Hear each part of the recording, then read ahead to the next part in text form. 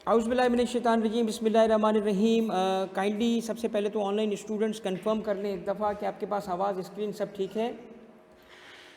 आप सबके पास आवाज़ स्क्रीन सब ठीक आ रहा है? चलें लेट्स स्टार्ट। आज हमारा कैफ 7 का जो कहा जाए कि जो फर्स्ट सेशन है, ये ओरिएंटेशन हमने रखी है ताकि हम इसको देख सकें कि किस तरीके से इस कोर्स को हम आगे लेके चलेंगे। और इंशाअल्लाह इसके अंदर आप कैफ 7 को एक अलग ही तरीके से स्टडी कर रहे होंगे। तो जो चीज़ें हम करेंगे आज लर्निंग भी करेंगे और ओरिएंटेशन भी होगी, ठीक है। चलें अल्लाह का नाम लेके हम स्टार्ट करते हैं, बिस्मिल्लाह करते हैं।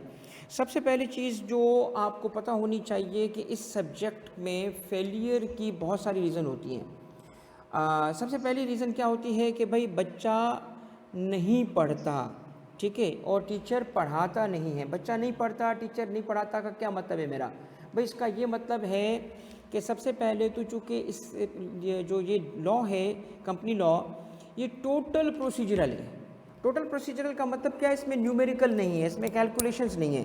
तो कैलकुलेशन नहीं होने की वजह से क्या होगा? टेक्स्ट ही टेक्स्ट है, भरमार है टेक्स्ट की, छोटे छोटे प्रोविजन से इतने सारे, बच्चा बोर होता है। और जब बच्चा बोर होता है तो कहता है बाद में पढ़ूंगा, और वो बाद में पढ़ने के चक्कर में पढ़ ही नहीं पाता, एंड पे आके पैनिक करता है।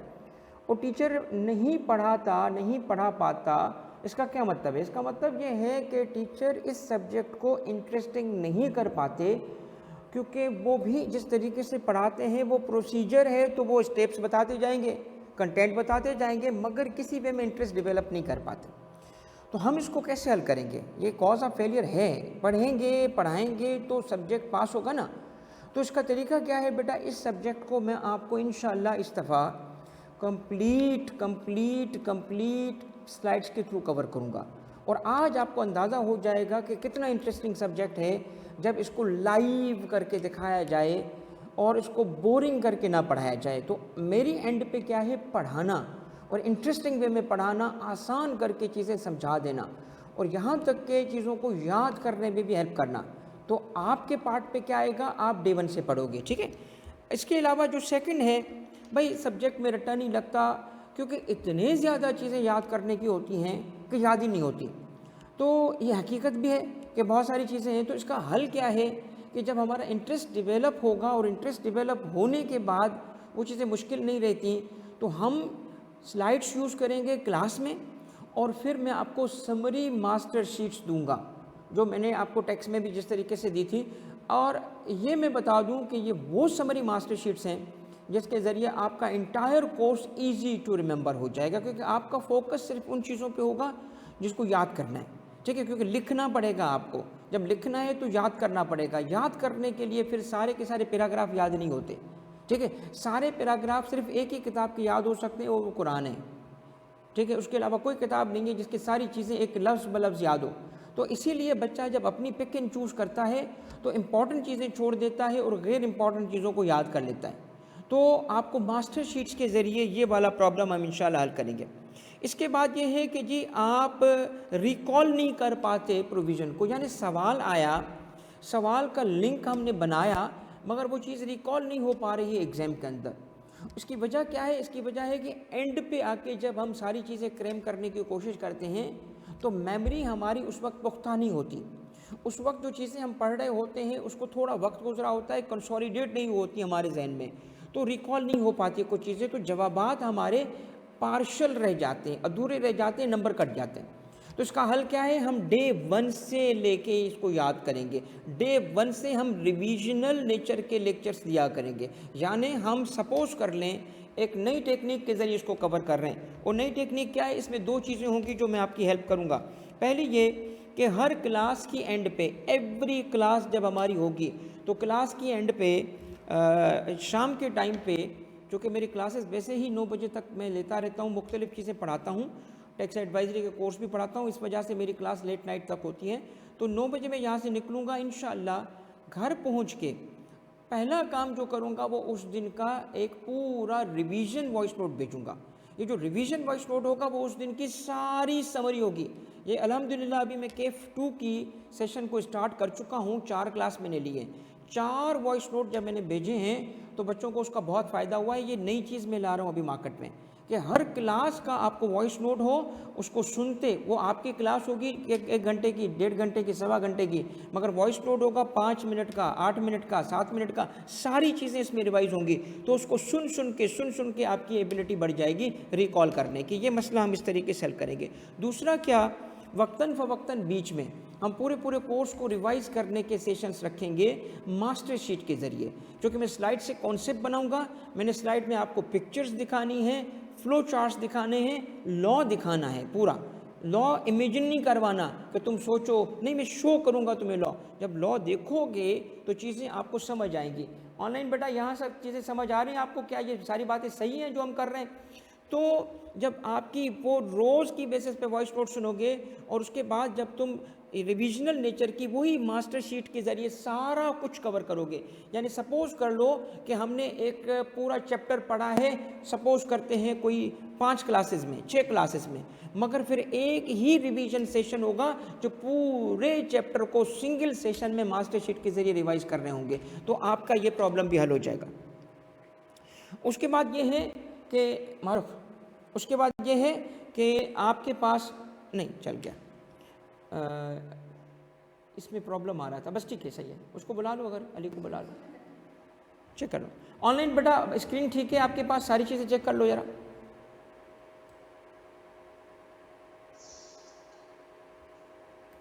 शहीर आपका माइक शायद ओपन है बेटा, शहीर माइक ऑफ कर दो बेटा। ओके, तो अच्छा, ऑल इज़ ओके बेटा, सारी चीज़ें ठीक है भाई, स्क्रीन भी क्लियर है, सब ठीक है आपके पास? अच्छा, एक दफ़ा आ जाओ इधर मारो, सही है बस। अच्छा, ये वाली स्क्रीन जो इसको मैं कैसे हटाऊँ? नहीं, हट गया, ठीक है, ओके, सही।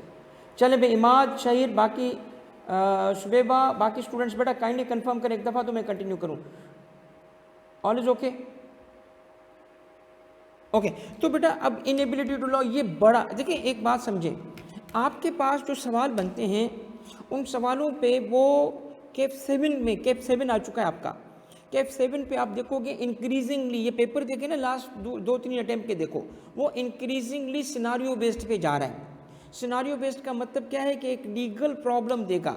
सबसे बड़ा चैलेंज तो ये होता है ना उस लीगल प्रॉब्लम में कि हम उस केस को समझ के सही प्रोविजन ऑफ लॉ से लिंक कर पाएँ कि इस सवाल का ताल्लुक किस चैप्टर से, किस बात से, और फिर उस लिंक को हम ना सिर्फ बना सके, लिंकेज सबसे ज़्यादा तो इसमें नंबर इसलिए जाते हैं कि बच्चा सवाल को लिंक ही नहीं कर पाता, किसी गलत प्रोविज़न के साथ, किसी गलत चैप्टर और टॉपिक के साथ लिंक करके, और जवाब गलत लिख के आता है, 0 मार्क्स।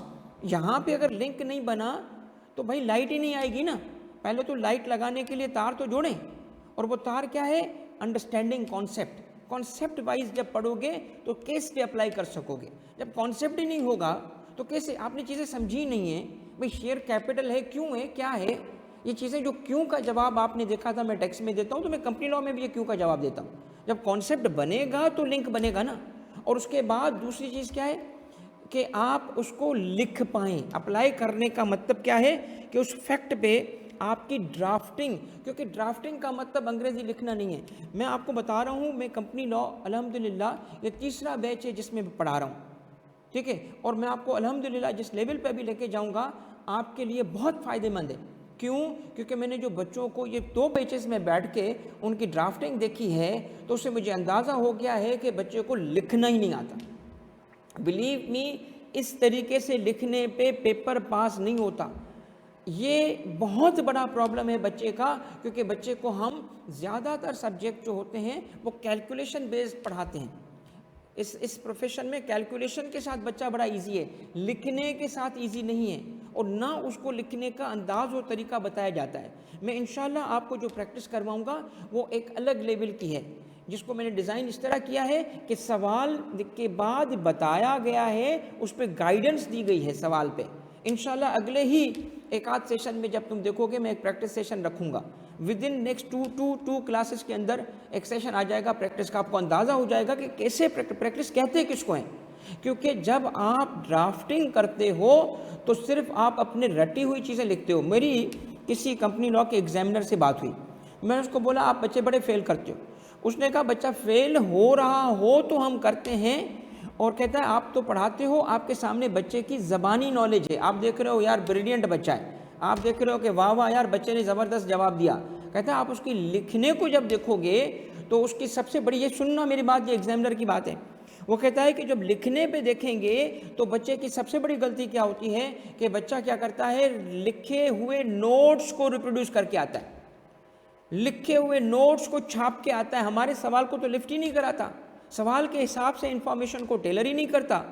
तो ये टेलर करना क्यों नहीं आता, क्योंकि ड्राफ्टिंग नहीं है और वीक मेमोरी है, आखिरी दिनों में चीज़ें याद की हैं, तो डर क्या है कि भूल ना जाऊं, तो वो जिस तरीके से बस आता जा रहा है, लिखता जा रहा है, विदाउट सोचें कि वो लिखने का स्टाइल होता है ड्राफ्टिंग में, उसके भी नंबर होते हैं, वो स्टाइल सीखेंगे आप। आपको एक मैं कंप्लीट लीगल मेथड सिखाऊंगा कि जो इंटरनेशनली कंपनी लॉ में अडॉप्ट किया जाता है एग्जाम्स में, कि किस तरीके से ड्राफ्ट करते हैं। मैं एक इलस्ट्रेशन नहीं, एक रियल प्रेसेशन सामने रखूंगा, ये केस है, ये इसकी गाइडेंस है, इसका जवाब है, लिखा हुआ जवाब भी आपको मिल जाएगा, ठीक है। और आखिर में भाई वही बात कि लॉ बोरिंग है, भाई लॉ बोरिंग हो ही नहीं सकता मेरी नज़र में, तो लॉ बहुत इंटरेस्टिंग है, टीचर बोरिंग है, ठीक है। जब भी आपको कोई सब्जेक्ट हो लगे ना बोरिंग है, तो बेटा अपना टीचर बदलो। अगर आपको लगता है कि सब्जेक्ट बोरिंग है, अपनी किताब बदलो। याद रखना ये दो चीज़ें हैं जो किसी भी इल्म को बोरिंग कर देती हैं। इल्म बोरिंग नहीं होता, इल्म इंटरेस्टिंग होता है, चाहे किसी चीज़ का क्यों ना हो। तो लॉ तो बहुत इंटरेस्टिंग है यार, लॉ के तो मैं आपको जिस तरीके से टेक्स्ट में प्रोविजंस की जब रीज़न बताता हूँ तो इंटरेस्टिंग बन जाता है, तो इसमें भी इसी तरह होगा। हमारे पास जो लॉ होगा वो आपके सामने नाचेगा, इंशाल्लाह नाचेगा, देखना क्यों, क्योंकि मैं यूज़ करूँगा स्लाइड्स, मेरी अल्हम्दुलिल्लाह इसकी एक अलग ही लेवल की एक्सपर्टीज है। तो अब हमें क्या करना है, focus on the concept build करेंगे तो हम केस बेस्ड सवालों को लिंक कर सकेंगे। जब लिंक कर सकेंगे तो हमारे 50% तो मार्क्स वहीं सिक्योर हो गए, रिमेनिंग लिखने पे है। कॉन्सेप्ट बिल्डिंग के बगैर आप सिनारियो बेस्ड जवाब नहीं लिख सकते। उसके बाद डे 1 से हमने क्या करना है, लर्निंग भी स्टार्ट करनी है और याद भी करना है। याद कराना मेरा काम है, मैं आपको वॉइस नोट्स के ज़रिए डेली हर क्लास के बाद एक क्या होगा, उसका मैंने नाम रखा है क्लास समरी वॉइस नोट। तो वॉइस नोट आपको आ जाएगा, आप उसको सुनते रहें, आपको चीज़ें याद हो जाएंगी। अब मास्टर शीट का रिविजनल नेचर का एक लेक्चर आएगा हर 10-15 दिन बाद, जैसे जैसे हमारे चैप्टर कंप्लीट होंगे, आप उसको सुने, कैसे याद नहीं होता भाई, बिल्कुल याद होगा। और ड्राफ्टिंग एंड मोर ड्राफ्टिंग, बेटा पेपर पास करना है, ड्राफ्टिंग करनी पड़ेगी। ये चीज़ अगर आप करते हो तो फिर हमें आखिरी चीज़ क्या मिल जाती है कि आईकेप की पूरी बुक को हम कवर करेंगे। क्यों? क्योंकि इसमें एमसीक्यू बनता है। बस जिस सब्जेक्ट में एमसीक्यू बनता है उसमें आईकेप की बुक देखना ज़रूरी है, क्योंकि वहीं से वो आपके सवाल को बना रहा है। वो मेरा काम है, मैं बुक आपको पढ़ाए बगैर 100% बुक कैसे कवर करूँगा, 2 तरीके से, स्लाइड्स के ज़रिए भी, और इसके अलावा मेरे अपने नोट्स बने हुए हैं जो कि आईकेप की बुक की ही बुनियाद पे हैं, जिसमें मैंने और उसको आसान और टेबुलर मेथड में कन्वर्ट किया है, जिसका चैप्टर 1 आज ही आपसे शेयर हो जाएगा, ताकि आप देख सकें कि नोट्स में टेक्स्ट, क्योंकि मुझे पता है हमारी अंग्रेज़ी इतनी अच्छी नहीं होती, लफ्ज़ याद करने के लिए स्लाइड्स काफ़ी नहीं है, लफ्ज़ याद करने के लिए मास्टर शीट काफ़ी नहीं है, तो मैं नोट्स भी दूंगा ताकि आप लफ्ज़ याद कर सको। ठीक है, कंप्लीट तैयारी के साथ बेटा मैं इस बैच में आ रहा हूँ और 100% पास पेपर को कवर करेंगे। ठीक है, ये हमने अगर कर लिया तो इंशाल्लाह बेड़ा पार है, पेपर पास है। क्या बोलते हो बेटा, ये सारी चीज़ें सही बोली है मैंने? बताएं सही चीज़ बोली है? जो फैक्टर आइडेंटिफाई किए हैं और जो मैंने पाथ दिया है, क्या इस पर अमल करोगे? क्या मिलके अमल करोगे भाई?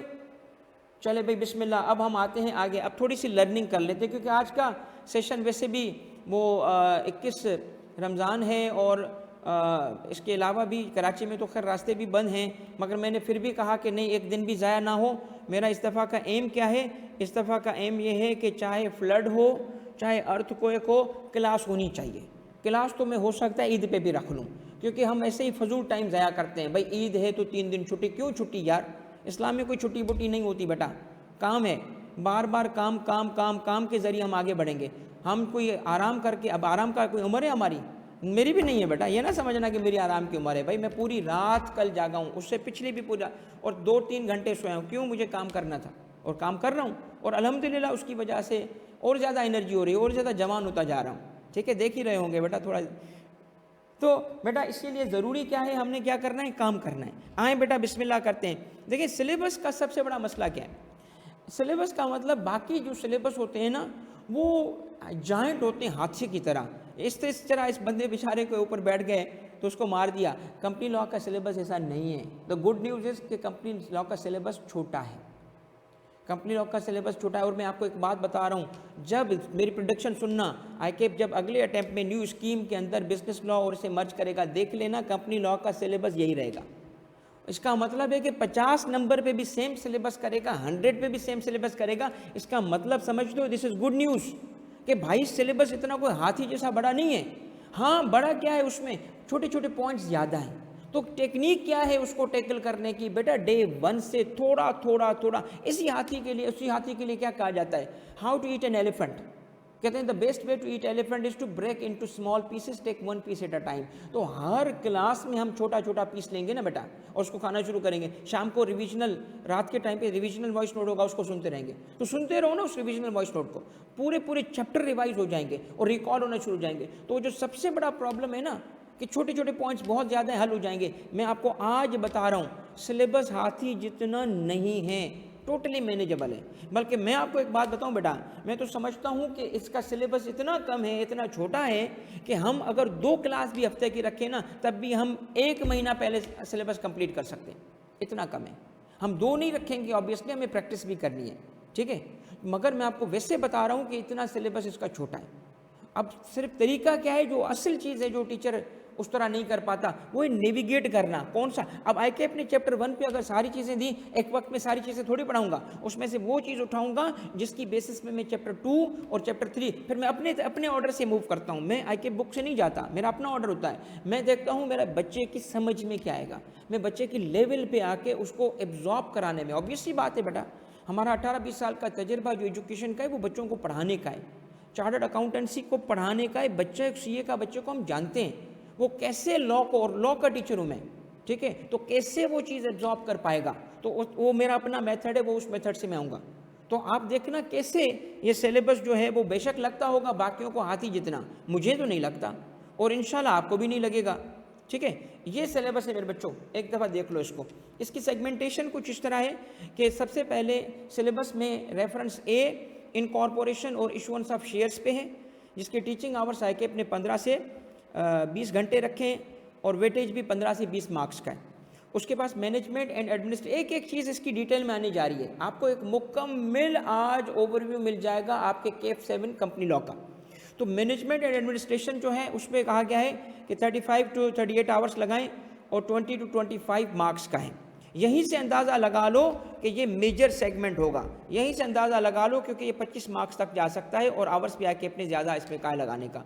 फिर मीटिंग्स हैं, meetings directors, one of the जिसको कहते हैं ना कंपनी लॉ की जान, आपके कोर्स की जान क्या है, वो ये सेगमेंट है 3, जो कि आपका 30 मार्क्स तक जा सकता है। और मैं आपको अभी आज इंशाल्लाह एक चैप्टर की मास्टर शीट भी भेजूंगा, देखें कि कैसे हमने उन 20-20 सफ़ों को 2 सफ़े में कैसे लाएं। और मास्टर शीट आप देखोगे ना कंपनी लॉ की, तो आपकी जान में जान आ जाएगी कि हाँ अब मैं इस सब्जेक्ट को अच्छे तरीके से कवर कर पाऊंगा, क्योंकि इसमें डायरेक्टर्स, चीफ एग्जीक्यूटिव, ये 1 chapter, 2 chapter, meetings 3 chapter, 3 chapter हैं आपके, मगर वो मेजर चैप्टर्स हैं, लेंदी तरीन हैं, मगर देखना कैसे वो नेरो हो चुके हैं। ये शाम को आपके साथ शेयर किया जाएगा। अकाउंट्स और डिविडेंड पे भी 1 चैप्टर, 2 चैप्टर हैं, ठीक है, और वाइंडिंग अप जो है इस पे भी है। अब मैं ये कहता हूँ कि ये तो उसने क्या किया है, कंपनी लॉ का कोर उठाया। आपको पता है कंपनी लॉ का सिर्फ वाइंडिंग अप पे सेक्शंस कितने हैं? वैसे कंपनीज एक्ट में 250 से ऊपर तो सिर्फ सेक्शन है, उसकी वाइंडिंग इतना लेंदी लॉ है हमारा, ठीक है, जो फाइनल में आप पढ़ते हो, CFAP में पढ़ते हो। और मैं बताऊं CFAP में जो सब्जेक्ट सबसे ज़्यादा बच्चों को परेशान करता है ना, वो यही कॉर्पोरेट लॉ है।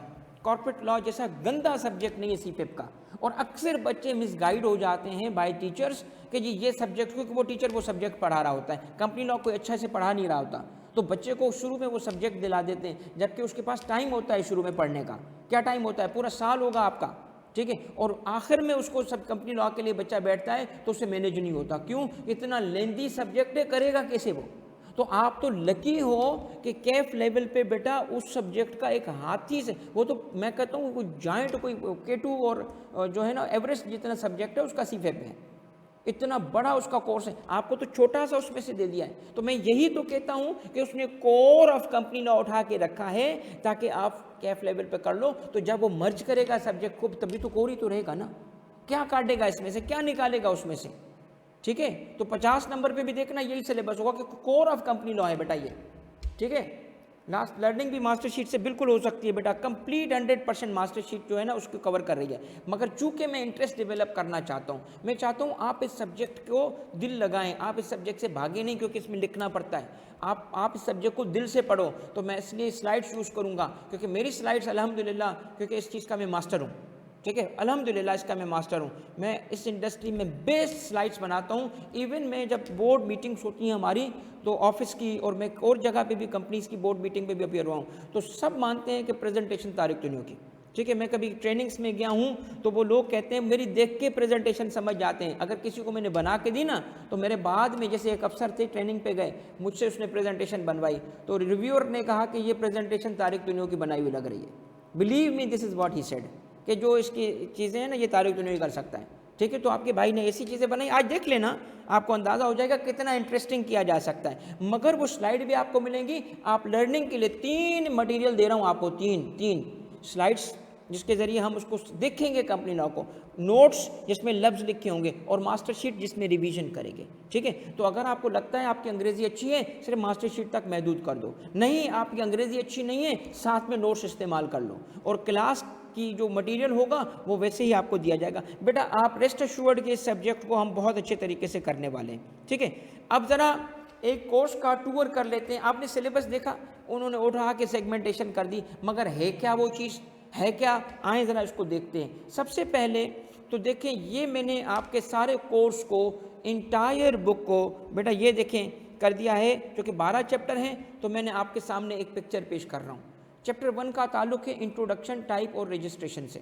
इसमें बेसिक चीज़ें बताई गई हैं। टाइप ऑफ कंपनीज कौन सी हैं, रजिस्ट्रेशन ऑफ कंपनीज से रिलेटेड प्रोविजंस कौन कौन से हैं, कहाँ पे लाजमन कंपनी बनानी है, कहाँ आपकी मर्जी होगी, इस किस्म की चीज़ें इसमें लिखी हैं। उसके बाद कंपनी जब बनती है तो कंपनी बनते वक्त 2 डॉक्यूमेंट्स होते हैं। वैसे तो एप्लीकेशन भी होती है, मगर इसमें 2 मेजर डॉक्यूमेंट्स बनते हैं। एक को कहते हैं मेमोरेंडम, एक को कहते हैं आर्टिकल्स। अब कंपनी बनने का पॉइंट क्या होता है, अब कहा जाता है ना कि जी देखें, आप ज़्यादातर वो इनकॉर्पोरेशन ऑफ कंपनी हुई होती है, तो आप सर्टिफिकेट ऑफ इनकॉर्पोरेशन है उसको देख रहे होते हैं, सर्टिफिकेशन ऑफ इनकॉर्पोरेशन, ठीक है।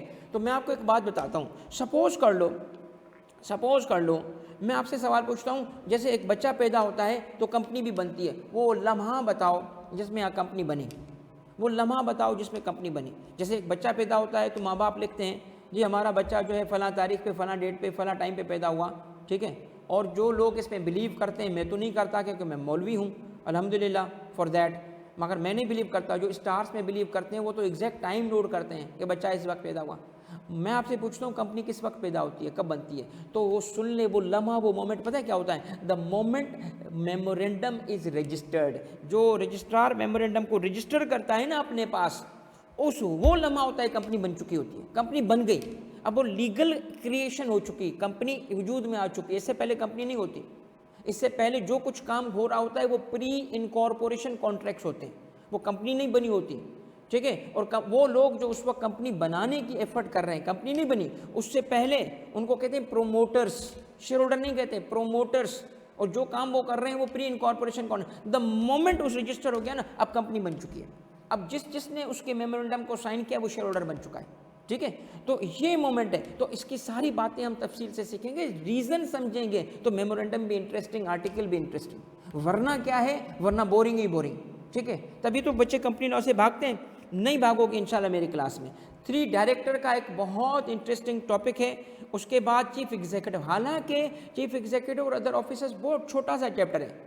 आपको बताऊं एक चीज़ मज़े की, आपके 12 चैप्टर में से 4 चैप्टर ऐसे हैं जो मैं सिर्फ एक क्लास में कवर करता हूँ, एक क्लास, जस्ट 1 क्लास, इतने छोटे हैं। अब चीफ एग्जीक्यूटिव जब पहले सिलेबस हुआ करता था तो चीफ एग्जीक्यूटिव डायरेक्टर वाले चैप्टर के साथ होता था। बेसिकली 3 और 4 सिंगल चैप्टर है, ठीक है। इनको जो कि बुक बनानी है उसको सेपरेट सेगमेंट कर दिया। उसके बाद आता है आपका शेयर कैपिटल। बच्चे शेयर कैपिटल की बात करते हैं, कैपिटल की बात करते हैं, असल आइडिया ही नहीं है। कंपनियां बनती हैं विद शेयर कैपिटल, तो विदाउट शेयर कैपिटल पूरी कॉन्सेप्ट दूंगा कि विद शेयर कैपिटल का क्या मतलब है, विदाउट शेयर कैपिटल का क्या मतलब है, लिमिटेड बाय शेयर्स का क्या मतलब है, लिमिटेड बाय गारंटी। तो जब गारंटी होती है तो विदाउट शेयर कैपिटल होनी चाहिए ना, विद शेयर कैपिटल क्यों आती हैं? ये सारी चीज़ें बेटा आपके मैं इंशाल्लाह अंडरस्टैंडिंग में लाऊंगा। उसके बाद प्रॉस्पेक्टस और कमेंसमेंट ऑफ बिजनेस। तो प्रॉस्पेक्टस क्या है? जब हम पब्लिक कंपनी के लिए बात करते हैं, पब्लिक ऑफरिंग करती है, पब्लिक से शेयर्स को परचेज करने की बात करती है, सिर्फ पब्लिक कंपनी कर सकती है, तो वहाँ पे फिर दो रिक्वायरमेंट्स होती हैं। एक डॉक्यूमेंट बनाना पड़ता है प्रॉस्पेक्टस, जिसमें बेसिकली उस प्रॉस्पेक्टस का मतलब क्या है, वो ज़रूरी इंफॉर्मेशन लोगों को देना जो शेयर परचेज करने वाले इंटरेस्टेड लोगों को चाहिए। फिर उसमें क्या आ सकता है, क्या नहीं आ सकता, कौन सी चीज़ लिखना अलाउ है, कौन सी नहीं है, कंटेंट क्या है। फिर कमेंसमेंट ऑफ बिजनेस है। प्राइवेट कंपनी तो बनते ही दौड़ना शुरू कर सकती है, बनते ही बिजनेस स्टार्ट कर सकती है, पब्लिक नहीं। पब्लिक को बनने के बाद कुछ स्टेप्स लेने पड़ेंगे, फिर उसको कमेंसमेंट ऑफ बिजनेस का इजाज़तनामा लेना पड़ेगा रजिस्ट्रार से, फिर जाके बिजनेस होती है। तो ये हम पढ़ेंगे इसको 6 में।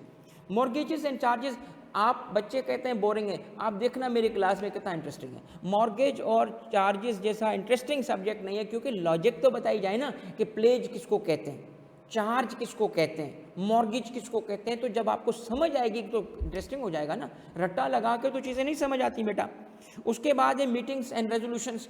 तो AGM, EGM, इसकी क्या रिक्वायरमेंट्स होंगी, ठीक है। इसके अलावा आप EGM जो है एक्स्ट्रॉर्डनरी जनरल मीटिंग है। बिजनेस कौन सा ट्रांजैक्ट होता है उसमें, बिजनेस में क्या होता है, ऑर्डिनरी बिजनेस, स्पेशल बिजनेस। तो डिविडेंड देना हो तो कौन सा बिजनेस है, अकाउंट्स को अप्रूव करना है तो कौन सा है। इसके अलावा मीटिंग्स किसकी, डायरेक्टर की, शेयर होल्डर की, ठीक है। इसके अलावा वोटिंग कैसे होगी, प्रॉक्सी कैसे आता है कि किसी और के बिहाफ पे वोट करना, प्रॉक्सी का एग्जैक्ट फॉर्म भी मैं दिखाता हूँ। ये देखो, ये चूँकि ये काम बेटा ऐसा है जो मैं चूँकि जो मेरी जॉब है और मेरा प्रोफेशन है उससे ये 1000% लिंक है, ठीक है। आपको अंदाज़ा नहीं है कि मैं किस हद तक इस पर रिसर्च करके बैठा हूँ कि एग्जैक्ट क्या डॉक्यूमेंट कौन सा होता है, बनता कैसे, क्योंकि मेरा हिस्सा है जो आपका इस चीज़ को रिसर्च करना, स्टडी करना। तो आपके सामने एग्जैक्ट चीज़ें लाऊंगा। वोटिंग फिर कैसे होती है, शो ऑफ हैंड्स के जरिए होगी, शो ऑफ हैंड्स के जरिए होगी, या पोल होगा, तो पोल में क्या चीज़ें होंगी, ये सारी चीज़ें सीखेंगे।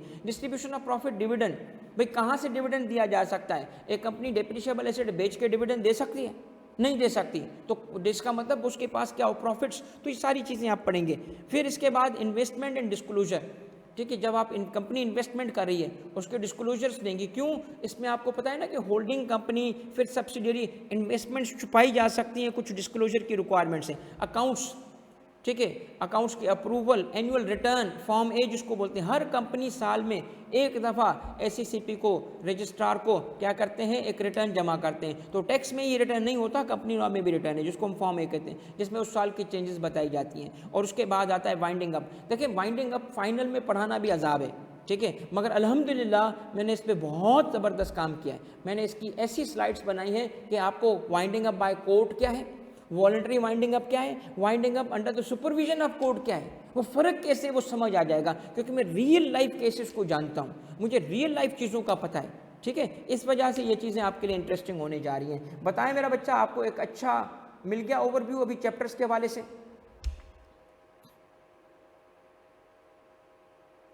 ये आपका कोर्स है, कंफर्म कर लो बेटा।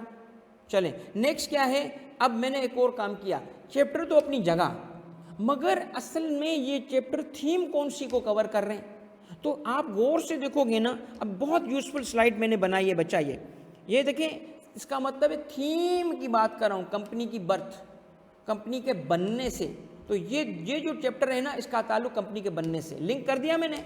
तो पढ़ते वक्त अब लॉजिक समझ आएगी कि मैं इसको क्यों पढ़ रहा हूँ। मेमोरेंडम इसलिए पढ़ रहा हूँ कि इसका ताल्लुक कंपनी बनने से, ओके।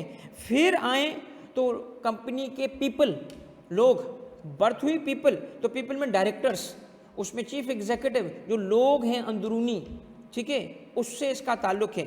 उसके बाद कंपनी है तो फाइनेंस भी तो चाहिए, इन 3 चैप्टर का ताल्लुक फाइनेंस से।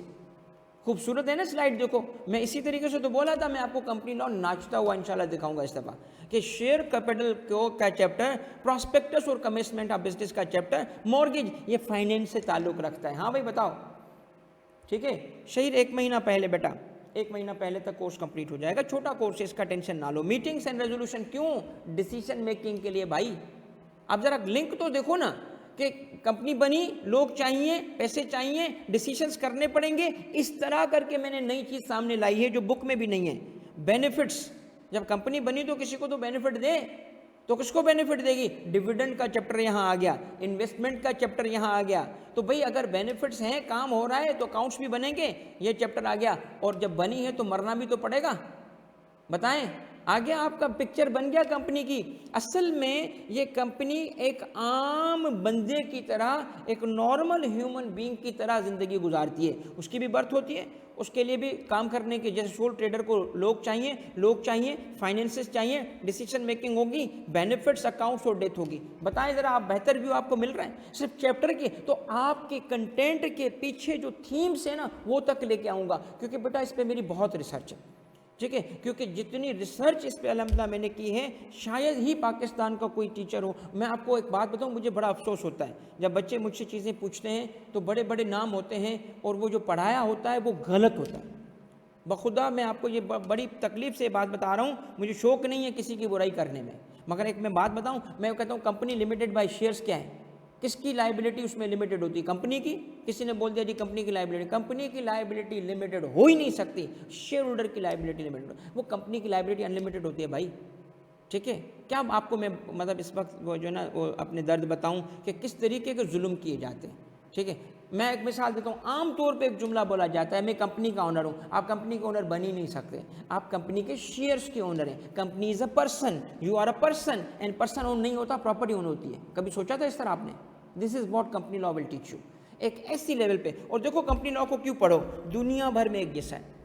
पाकिस्तान से बाहर जाओगे ना तो वहाँ का कंपनी लॉ भी तुम्हें ऐसे ही मिलेगा। आपको पता है एक ये जो हमारा शेयर कैपिटल है, इस शेयर कैपिटल के अंदर, ये शेयर कैपिटल है ना, इसके अंदर कुछ पॉइंट्स हैं जो यूके में चेंज हुए, हमने चेंज कर दिया। आपको पता है कि हमारा जो प्रॉस्पेक्टस, ये जो कंपनी बनने वाली मेमोरेंडम है, मेमोरेंडम के अंदर एक पॉइंट हुआ करता था और वो पॉइंट यूके ने चेंज कर दिया, हमने भी चेंज कर दिया। अच्छा वो क्या था? वो था ऑब्जेक्टिव क्लॉज, कंपनी क्या काम करेगी, लिस्ट बनानी होती थी, यूके ने चेंज कर दिया, हमने भी चेंज कर दिया। तो दुनिया में कंपनी लॉ एक तो कम चेंजिंग, और जब भी चेंजिंग तो एक साथ जाता है। ड्राफ्टिंग की क्लास में मैं बिल्कुल बेटा ड्राफ्टिंग पे बहुत तवज्जो करूँगा, दो चीज़ों पे मेरी ख़ास तवज्जो होगी, एक आपको चीज़ें याद कराने में और दूसरा ड्राफ्टिंग में। ये सारी मेहनत इसलिए की है बेटा, ये सारी चीज़ें जो बनाई हैं इसलिए बनाई हैं ताकि आपको याद भी करा सकूं और आपकी ड्राफ्टिंग को भी इम्प्रूव करके एग्ज़ाम के लायक बना सकूं, ठीक है। तो चलें, आपको अब सर्वे मिल गया सिलेबस का, आए ज़रा लेट्स स्टार्ट और एक नई जर्नी जो कि हम इसको as a game, as a main sports समझता हूँ इस सब्जेक्ट को, जैसे हम उसको एंजॉय करते हैं ना, तो ऐसे ही मैं चाहता हूँ अभी कंपनी लॉ को भी एंजॉय करें। आएँ ज़रा कंपनी लॉ को एंजॉय कराने के लिए पहली चीज़ मैं आपको पढ़ा रहा हूँ, what is the company. What is the company. अब आपने वैसे भी सोचा होगा कंपनी के बारे में, मगर आपको आज मैं एक नए तरीके से बताता हूँ कंपनी है क्या। देखिए ज़रा, और अल्हम्दुलिल्लाह ये मुझे बताने की ज़रूरत नहीं, आप लोग मुझे जानते हो, टेक्स्ट में आप मुझे देख चुके हो, मगर मैं कंपनी लॉ की बात बताऊँ, ये ना समझना कि भाई कंपनी लॉ जो है कोई बोरिंग है। मैं कहता हूँ मेरे लिए ना एज अ टीचर डेथ होगी जब मेरा बच्चा कहे कि कंपनी लॉ बोरिंग है। यार कंपनी लॉ जैसा इंटरेस्टिंग सब्जेक्ट कोई नहीं है, और मेरे लिए डेथ होगी कि बच्चा कहे कि मुझे याद नहीं होता। क्यों याद नहीं होता? याद होगा। ये सारी चीज़ें हैं जो फेलियर मैंने आइडेंटिफाई किया है ना बच्चों को देख देख के, ये हमारा फेलियर होता है बेटा, बच्चे का नहीं, टीचर का फेलियर होता है। टीचर का सबसे बड़ा रोल होता है सब्जेक्ट को बोरिंग करने में, ठीक है। तो आए बेटा इसको ज़रा देखते हैं। मैं आपको एक रियल केस बताता हूँ भाई, सेपरेट लीगल एंटिटी शहीद जिंदाबाद। ये देखो बेटा, ये एक रियल केस मैंने बनाया है मिस्टर किसका, सलमन का।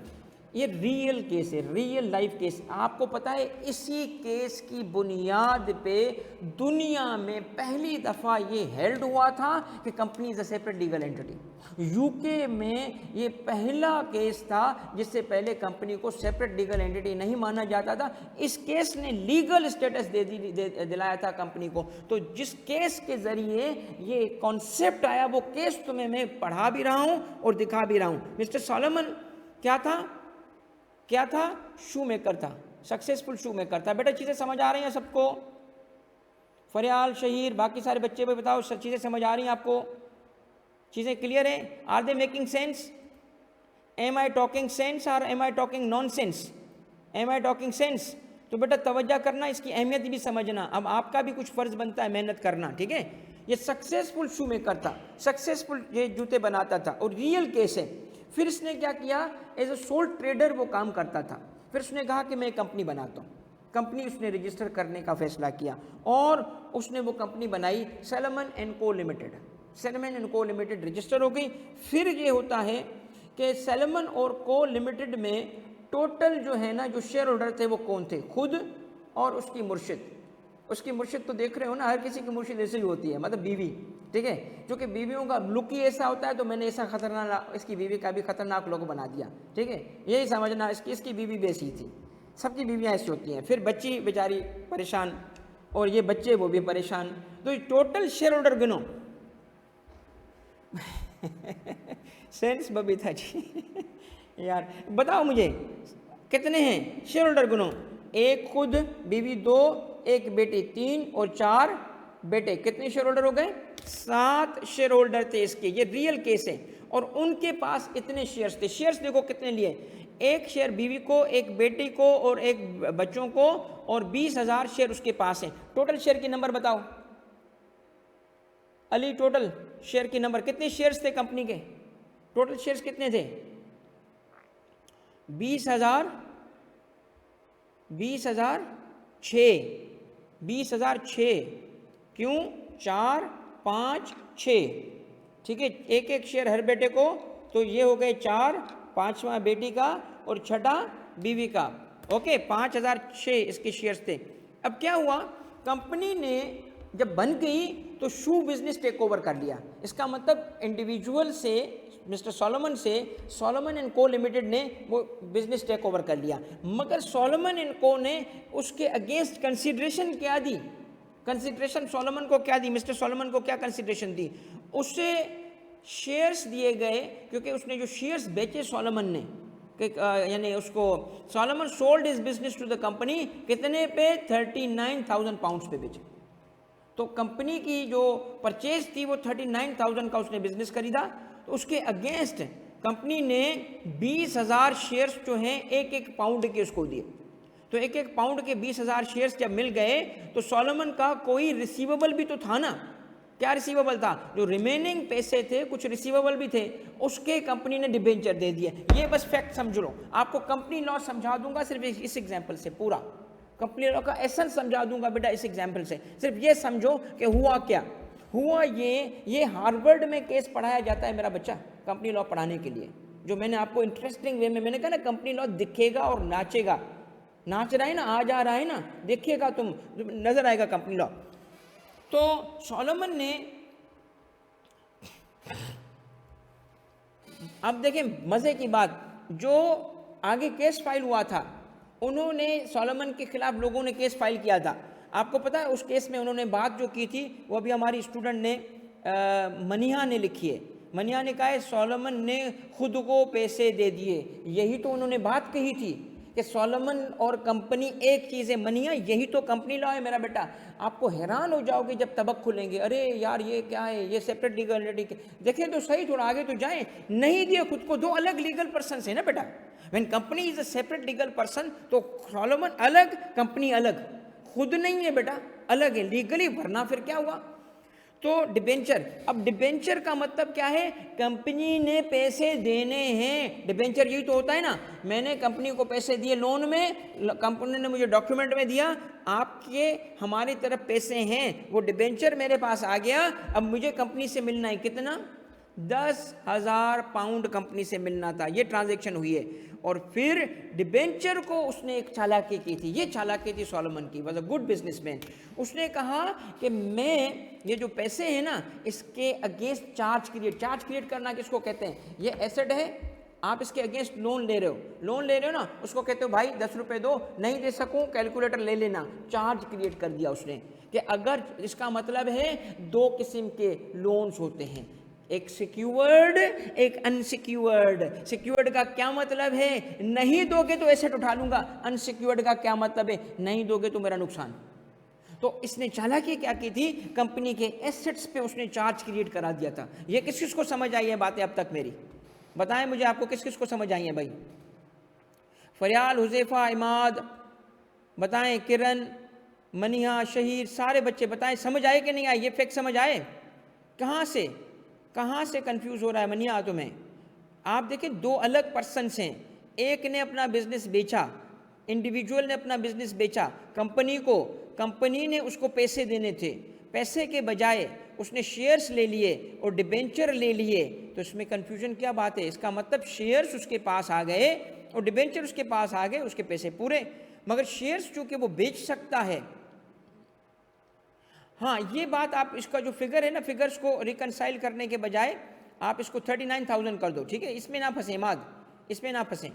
तो पॉइंट मेरा समझे, क्योंकि ये इसके अंदर और भी बहुत सारे फैक्ट्स थे केस के, तो मैंने केस के ओरिजिनल फैक्ट्स को चेंज नहीं किया, ठीक है? सारी चीज़ें नहीं, मैंने सिर्फ कॉन्सेप्ट के लिए चीज़ें लाया हूँ, इसलिए इसको हम रिकनसाइल नहीं करेंगे। आए आगे, ठीक है बेटा?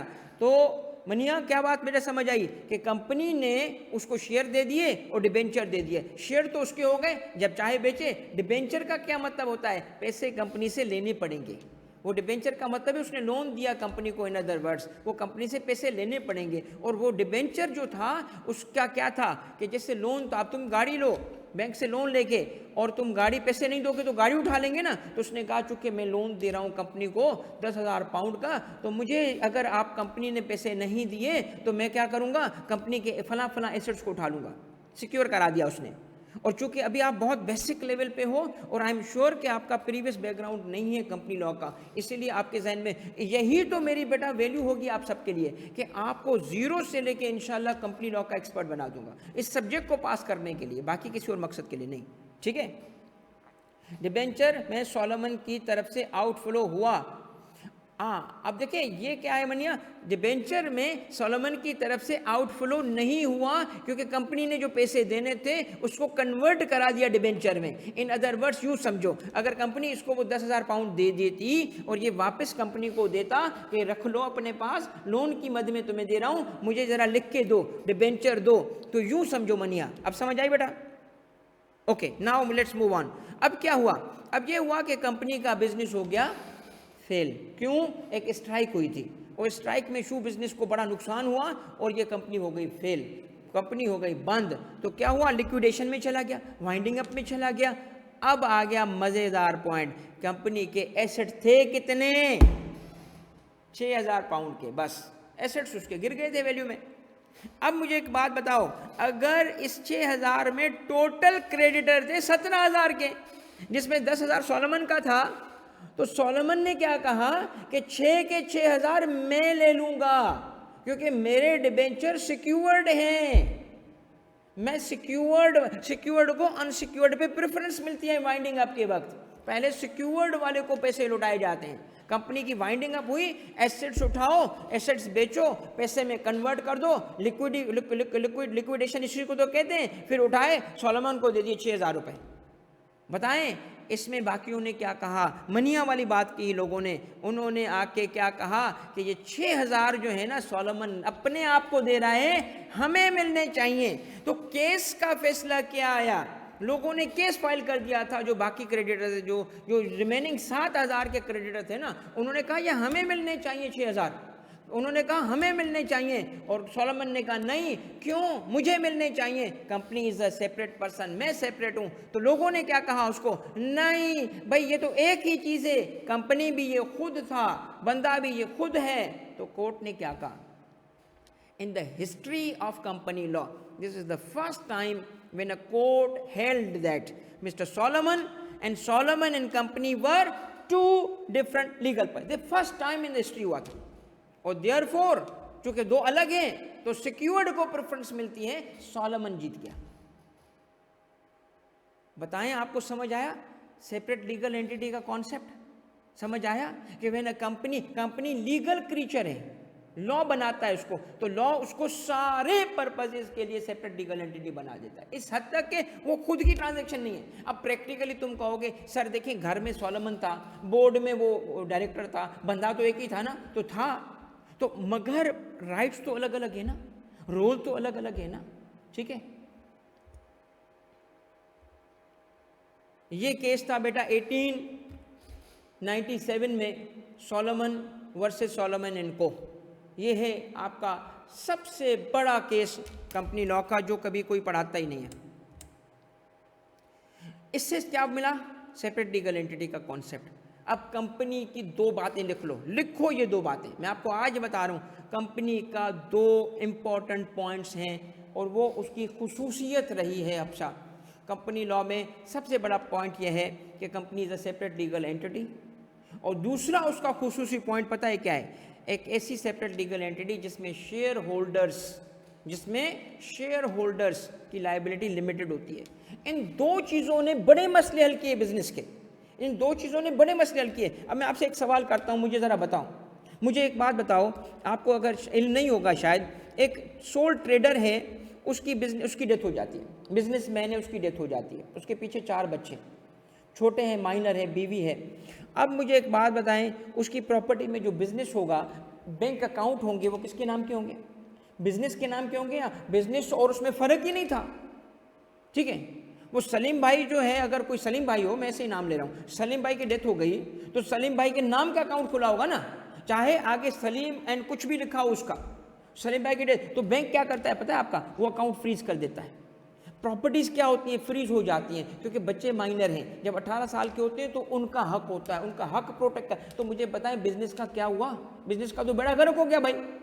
अगर इस तरह किसी की डेथ पे, तो इसका आप इसीलिए देखोगे कि ज़्यादातर सोल प्रोप्राइटर की ज़िंदगी और सोल ट्रेडर की यानी बिजनेस की ज़िंदगी उतनी होती है जितनी बंदे की ज़िंदगी होती है। एवरी टाइम देखो कि बंदे की डेथ हो गई, गया वो बिजनेस, गया, क्योंकि वो लुट जाता है और बढ़ जाता है, क्योंकि वो राइट है, वो शरई हक है, फिर वो भी तो देना ज़रूरी है।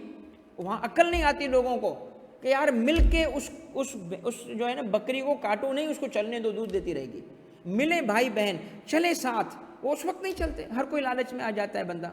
आपको नहीं पता इस चीज़ का, आपने रियल लाइफ के केसेस शायद ना देखो, हमने तो देखे। तो सेपरेट लीगल एंटिटी पता है क्या करती है? बिजनेस को जिंदा रखती है, क्योंकि प्रॉपर्टी बंदे की नहीं कंपनी की बन जाती है, उसका अकाउंट नहीं फ्रीज होता। इवन इफ वो सिंगल मेंबर कंपनी हो, उस वक्त भी वो कंपनी का अकाउंट होता है, बंदा मरने से फ्रीज नहीं होता। प्रॉपर्टी इस तरह डिस्ट्रीब्यूट नहीं होती, शेयर्स डिस्ट्रीब्यूट होते हैं। कंपनी चलती रहती है, शेयर्स पे फड्डा पड़ता है, तो कंपनी तो चलती रही ना, बिजनेस तो चलती रही। बताओ कैसा पॉइंट बताया आपको? आई समझ के सेपरेट लीगल एंटिटी का क्या फायदा है? कि कंपनी के नाम की चीज बनेगी, कंपनी मरेगी नहीं, बंदा मर गया, कंपनी जिंदा है। एक बड़ा क्लासिक एग्जाम्पल हम लोग जो है वो समझने के लिए मैं आपको देता हूँ, वो सुने। बहुत कम लोगों को बेटा कंपनी लॉ की इतनी नॉलेज है जितनी आपकी भाई की है, ये मैं आपको खुल के बता रहा हूँ, ठीक है। एक दफ़ा ये मैंने केस स्टडी किया था, यूके में हो रही थी एक कंपनी की एजीएम, और वो ज़माना था जब सेकेंड वर्ल्ड वॉर चल रही थी। उस बिल्डिंग पे जर्मन एरोप्लेन्स का बम गिरा, सारे शेयर होल्डर मर गए। तो क्या कंपनी ख़त्म हो गई? नो, सारे शेयर होल्डर मरने के बावजूद कंपनी जिंदा थी, और कंपनी चली। कैसे चली? उन्हीं शेयर होल्डर से बच्चों को शेयर्स मिले, इनहेरिटेंस में शेयर्स मिले, वो आके डायरेक्टर बने, वो आके मेंबर बने, कंपनी चलती रही। मगर this is not possible in case of sole trader, this is not possible in case of partnership. This is why uniqueness है सेपरेट लीगल एंटिटी की, दिस इज वाई ये खुसूसी पॉइंट है कंपनी का। दूसरा पॉइंट मैंने क्या बताया आपको कंपनी का क्या होता है? दूसरा होता है लिमिटेड लायबिलिटी। किसकी? यार मेरा पता है इसमें बड़ा में वो गुस्सा आ जाता है कि यार जब एक बुनियादी बात भी कोई गलत पढ़ाए, लॉ में तो इतना केयरफुल होना होता है। लिमिटेड लायबिलिटी कंपनी की नहीं है यार, नहीं है। Limited liability company unlimited. Bank अगर किसी भी को पैसे देगी तो इस नीयत से देगी कि कल वो ना दे। उसको लिमिटेड लफ्ज़ से पता चल जाता है कि कंपनी नहीं दे सकी तो शेयर होल्डर से नहीं ले सकूंगा, ये उसके लिए लिमिटेड लफ्ज़ होता है। ताकि मगर उसकी क्या नीयत, किसको? तो इसीलिए तो वो कंपनी देखभाल के पैसे देते हैं ना, कि अगर वो कंपनी बंद हो गई तो मेरे पैसे डूब जाएंगे, मगर इसलिए नहीं कि वापस नहीं लेगी वो। अगर एसेट्स होंगे तो लेगी वो अपने सारे पैसे, पहले उसको एसेट्स के पैसे मिलेंगे। अगर लायबिलिटी लिमिटेड होती तो ऐसा थोड़ी हो पाता था। एनीवे, तो अब आए लिमिटेड लायबिलिटी के फीचर पे बताता हूँ ये क्या चीज़ है। दुनिया की जो तरक्की हुई है ना लिमिटेड लायबिलिटी की वजह से हुई है। बताओ कैसे? आप मुझे बताएं। ये जो इंडस्ट्रियल रेवोल्यूशन आया था वो कहाँ था, कैसे आया था? यूरोप में। कहाँ? इंग्लैंड में। कैसे आया? उसकी शुरुआत कैसे हुई थी? लिमिटेड लायबिलिटी से। आपको पता है ईस्ट इंडिया कंपनी कब बनी थी? द ईयर 1600 में बनी थी, 1600 में। तो उन्होंने क्या किया था, और सेपरेट लीगल एंटिटी आके ये बाद में सेपरेट लीगल एंटिटी तो ये सोलोमन के केस में आके एस्टेब्लिश हुआ ना 1897 में, मगर लिमिटेड लाइबिलिटी पुराना कॉन्सेप्ट है। लिमिटेड लाइबिलिटी में पता है क्या हुआ था, पहले उन्होंने एक की मिसाल देता हूँ आपको। भाई मैंने अगर किसी से पार्टनरशिप की, आपको पता है ये कैसे सारी चीज़ें शुरू हुई, ये शिप से शुरू हुई। शिप से एक शिप जाता था इंग्लैंड से India, Africa, other Asian countries में, तो शिप में जो माल रखा जाता था वो सबका होता था। अकेला बंदा थोड़ी होता था कि इतना माल जो है वो ले जाए, बड़े ह्यूज शिप्स हो, तो वो बन जाते थे पार्टनर। कल कोई भी लायबिलिटी आ जाए सबके गले पड़ती थी, क्योंकि पार्टनरशिप में सब लायबल होते हैं। तो लोगों ने कहा यार देखो मैं तुम्हें ना सिर्फ ये बकरी दूंगा, एक ने कहा मैं भैंस दूंगा, एक ने कहा जी ये मैं आपको जो है वो स्पाइसेस दूंगा, डूबे तो ये डूबे मेरे, और मैं नहीं दूंगा कल। तो यहाँ से कॉन्सेप्ट आया किस चीज़ का, लिमिटेड लायबिलिटी का, जो पैसे लगा रहा हूँ ये डूब जाएं मगर इससे ऊपर मैं जिम्मेदार नहीं हूँ। तो लोगों ने फिर रिस्क टेकिंग ली, रिस्क, उनको पता था कि यार यही पैसे जाएंगे ना, खैर है। तो चूंकि जो मैनेजर ऑफ द फंड था, इन अदर वर्ड जो कंपनी का कौन था, जो एक मेजर शेयर होल्डर था या कंपनी का डायरेक्टर था या सीईओ, जो करंट टर्म्स के हिसाब से तुम बोलो उसको जो भी नाम दो, तो उसके पास फंड्स आ गए ज़्यादा, क्योंकि लोग अब रिस्क लेने के लिए तैयार थे, क्योंकि पार्टनरशिप में कोई रिस्क नहीं लेता, सोल ट्रेडर में कोई रिस्क नहीं लेता, कंपनी में रिस्क लेते हैं। तो ऐसी जगह पैसे लगाए गए जो रिस्की वेंचर थे, और रिस्की वेंचर की वजह से तो तरक्की हुई, वो चीज़ें कामयाब हो गई, बातें आगे बढ़ी। आई बात समझ? देखिए इसका मतलब क्या है, इसका मतलब तो आप आज तक गलत सुनते रहे हो, कंपनी लॉ बोरिंग है।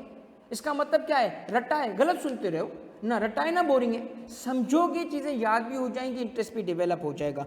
अब आते हैं कंपनी के फीचर्स पे। जो कंपनी बन गई ना, तो आप सोचें ज़रा कि जब कंपनी बनी तो कंपनी बनी है as a separate legal entity, और उसमें एक फीचर था, कौन सा मैंने फीचर बताया, लिमिटेड लायबिलिटी, मगर और फीचर भी तो हैं उसके बाद। सबसे पहले ये है कि कंपनी के वॉलंटरी एसोसिएशन।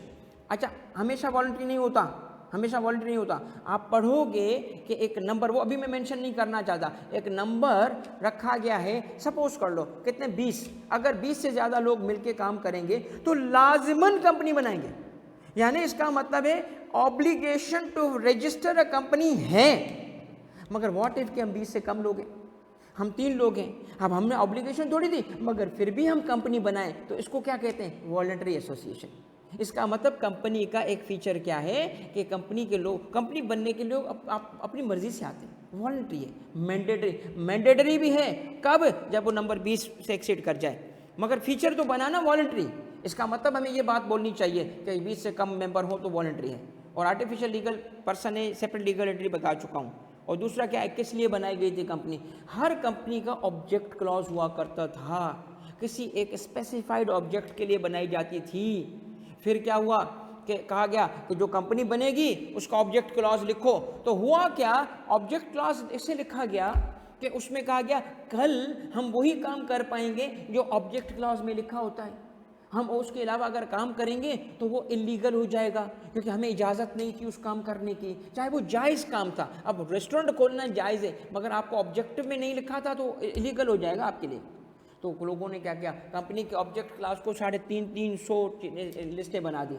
एक पाकिस्तान की टेक्सटाइल कंपनी है जिसने क्या लिखा है ऑब्जेक्ट क्लास में कि हम वेपन्स भी बनाएंगे। अब आपका क्या ताल्लुक है वेपन, लिख दो, तो ऑब्जेक्ट क्लास यूजलेस हो गया। इसीलिए कंपनीज एक्ट 2017 ने इसको ख़त्म करके हमने यूके को फॉलो किया और हम लेके आए प्रिंसिपल लाइन ऑफ बिजनेस की चीज़। अभी आप आगे पढ़ोगे, नो ऑब्जेक्ट क्लॉज, मगर प्रिंसिपल लाइन क्या है आपकी बिजनेस की, उसको हम कहते हैं स्पेसिफिक ऑब्जेक्ट को हम परस्यू कर रहे हैं। इसके बाद कॉर्पोरेट पर्सनैलिटी, वही लीगल सेपरेट एंटिटी होना, और उसके बाद लिमिटेड लायबिलिटी शेयर होल्डर की सेपरेट प्रॉपर्टी होना, शेयर होल्डर की प्रॉपर्टी अलग। अब अगर कंपनी ने सपोज करते हैं प्लांट परचेज किया, किसका है, शेयर होल्डर का, नहीं कंपनी का है। कंपनी ने शेयर परचेज की, किसकी है, कंपनी की, यस कंपनी की। क्या मैं जाके शेयर, अगर आप शेयर होल्डर हो, सपोज कर लो आप 90% के शेयर होल्डर हो, 90% के शेयर होल्डर हो, आप कंपनी की शेयर अगर घर लाते हो आप चोरी करोगे, जैसे चोरी, ये चोरी है, वो 10% वाला आप FIR काट सकता है कि ये कंपनी का एसेट लेके गया, क्योंकि उसका नहीं है। वो कहेगा यार मेरा है, नहीं है तेरा शेयर है, जिसकी वजह से तुम्हें कुछ राइट्स मिल जाएंगे,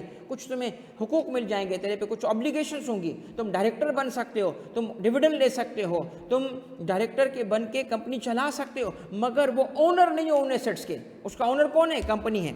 उसके बाद इसका फीचर क्या है, सबसे इंटरेस्टिंग और सबसे यूजफुल है, इजी, जिसकी वजह से ये कंटिन्यूस लाइफ चलती रहती है उसकी, वो क्या है, transferability of shares. Shares change होते रहते हैं, ये मुमकिन नहीं है पार्टनरशिप में। पार्टनरशिप जो है वो ख़त्म हो जाती है अगर एक बंदा मर गया है। कॉमन सील क्या है? जब हम डॉक्यूमेंट परचेज करते हैं, डबल टैक्सेशन वाली बात अपनी जगह है कि कंपनी पे भी टैक्स लगता है और उसके मिलने वाले डिविडेंड पे भी टैक्स लगता है, मगर टैक्स लॉ उसको डबल टैक्सेशन नहीं मानता। वो कहता है पर्सन अलग हैं तो सारे पर्सन की चीज़ें भी तो बर्दाश्त करो ना। अब आप एक तरफ कहते हो कि जी मैं जो हूँ वो सेपरेट पर्सन हूँ तो मुझे कंपनी को अलग शेयर परचेज कर, अलग एसेट्स परचेज करने होंगे, मुझे अलग मानो। तो टैक्स कहता है कि अगर अलग मानूंगा तो यही चीज़ तुम्हारी इनकम पे भी तो अप्लाई करेगी। तुम अलग हो तो तुम्हारी इनकम अलग, शेयर होल्डर की अलग, तुम भी दो टैक्स। इस वजह से इस पे शहीर वो कहते हैं डबल टैक्सेशन नहीं है। मगर कंपनी लॉ अलग है, टैक्स से मैच नहीं करूंगा, टैक्स से मिलाऊंगा नहीं, ये टोटल डिफरेंट बॉल गेम है। अब कॉमन सील क्या? आप प्रॉपर्टी परचेज कर रहे हो, कंपनी की तरफ से साइन कौन करेगा? कंपनी खुद। कंपनी का सिग्नेचर क्या कहलाता है? ठप्पा। ठप्पा लगाते हैं और उसको क्या कहते हैं? Common seal. और उसके बाद है कंपनी का परपेचुअल एग्जिस्टेंस है। जैसे मैंने कहा सारे शेयर होल्डर मर गए फिर भी कंपनी जिंदा थी, क्यों? क्योंकि अगले शेयर होल्डर आ जाएंगे। ठीक है, अब मुझे बताओ बेटा कि इसमें ये separation of ownership and management का फीचर सिर्फ एक्सप्लेन करूंगा, और वो ये है कि आमतौर पे कॉन्सेप्ट क्या है। कॉमन सील का मतलब है बेटा स्टैंप, ठप्पा। क्या है? सपोज करो हम कंपनी, देखिए मेरी बात नहीं, प्रॉपर्टी परचेज करना किसका काम है? पर्सन का। कंपनी परचेज कर सकती है, कर सकती है। अब एक तरफ से एक बंदा प्लॉट बेच रहा है, दूसरी तरफ से कंपनी खरीद रही है। बंदे की तरफ से उसने खुद साइन किया, कंपनी की तरफ से सीईओ ने साइन किया, मगर सीईओ ने अपनी जाती कैपेसिटी में किया। कल वो सीईओ मुकर जाता है, प्लॉट डील अच्छी थी, वो कहता है मैंने अपने लिए खरीदा था, ये कंपनी का थोड़ी था प्लॉट, ये तो मैंने खरीदा, देखिए मेरा नाम लिखा है, तो ये तो कर सकता है ना, देखिए ये मैंने खरीदा है, ये मुझे मिलना चाहिए। उसको कहा जाएगा भाई ऐसे नहीं है, तूने अपने लिए नहीं कंपनी के फंड यूज किए। वो कहता है वो तो मैंने उसमें से उधार लिया था, कंपनी से उधार लिया था, है मेरा प्लॉट, क्योंकि उसको लालच आ गई। तो भाई ऐसा नहीं है, वो क्या करेगा? ठप्पा लगेगा ना, उस ये फर्क कर देगा कि सीईओ अपने लिए नहीं कंपनी के लिए करा। अब समझ आइए आपको, ये जो स्टैंप होता है ना, ये कंपनी का सिग्नेचर होता है कि कंपनी कर रही है। ये आई समझ आपको बेटा? रीजन दूंगा हर किसी की इंशाल्लाह बेटा। तो सेपरेशन क्या है भाई? देखिए ये बड़ी कंपनीज पे अप्लाई करता है, छोटी पे नहीं करता। छोटी में ये बात बहुत तवज्जो से सुनना, और मैं बड़ी जिम्मेदारी से ये बात बता रहा हूँ कि छोटी कंपनी पे ये बात अप्लाई नहीं करती, क्योंकि उसकी ओनरशिप और मैनेजमेंट एक जगह पे होती है। ठीक है, शेयर होल्डर ही उसको मैनेज कर रहे होते हैं, 3 लोग वही उसके डायरेक्टर्स होते हैं। तो इसीलिए बड़ी कंपनीज हैं जिसमें शेयर होल्डर घरों को बैठे होते हैं और मैनेजर प्रोफेशनल लोग होते हैं, जैसे सीईओ प्रोफेशनल सीईओ है। ठीक है, तो इसीलिए बोर्ड पे बैठे हुए लोग प्रोफेशनल्स हैं, वो एक एक दो दो शेयर्स लेके, और चंद ऐसे होंगे जो बड़े शेयर्स लेके भी आए होंगे, मगर ज़्यादातर शेयर होल्डर जो होंगे वो माइनॉरिटी वाले होंगे और घरों को बैठे होंगे। वो कंपनी की मैनेजमेंट में हिस्सा नहीं लेते, सिर्फ वो क्या करते हैं? फल खाते हैं, आम नहीं गिनते, यानी डिविडेंड रिसीव करते हैं, और शेयर्स की सेल परचेज की वजह से वो कैपिटल गेन कमाते हैं। ये भी फीचर अप्लाई करता है, मगर सारी कंपनीज पे नहीं करता। चटे बताओ मेरे बच्चों, ये था मेरा आज का लेक्चर। मैंने आपको ओरिएंटेशन भी दी और मैंने साथ में आपको ये भी दिखाया कि कंपनी लॉ कैसे पढ़ाया जाएगा। आई होप कि आपको ये 1 घंटे के अंदर, मैंने अपना एग्जैक्ट 1 घंटे का टाइम लगा है और 4:01 बन रहे हैं। आई होप कि मैंने आपको चीज़ें कवर करा दी हैं। आपको कोई सवाल है तो पूछ लें, मैं चंद चीज़ें और एक्सप्लेन करूँगा। एक ये कि हम इंशाल्लाह जो हमारी जो अगली क्लास होगी रेगुलर, उसमें मैं कम से कम भी आपको 3 दिन की, क्योंकि कोर्स छोटा है, 3 दिन की क्लासेस दूंगा, और उसमें मैं वक्तन फ़वक्तन आपको इंशाअल्लाह प्रैक्टिस भी दूंगा।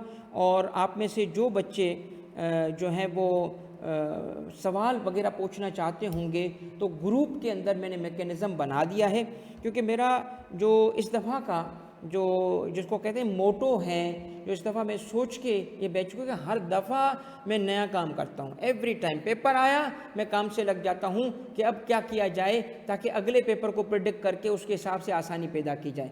तो मैं आपको इंशाअल्लाह जो इस दफ़ा मेरा जो मोटो है वो है कि डे 1 से लेके आपके पास अवेलेबल रहूँगा। डे 1 पे हर जैसे क्लास होगी आपको वॉइस नोट आ जाएगा रिवीजन का, क्वेश्चंस को भी मैं वहीं ग्रुप पे टैकल करूँगा, क्योंकि मैंने देखा है कि एंड पे तो साथ देना ही देना है ना। आपने टेक्स्ट में देखा ना 22-22 घंटे भी साथ था, वो तो देना ही देना है, वो तो फ़र्ज़ है। मगर साथ में जो बच्चा शुरू से लेके पढ़ता है उसको शुरू से लेके हेल्प की जाएगी।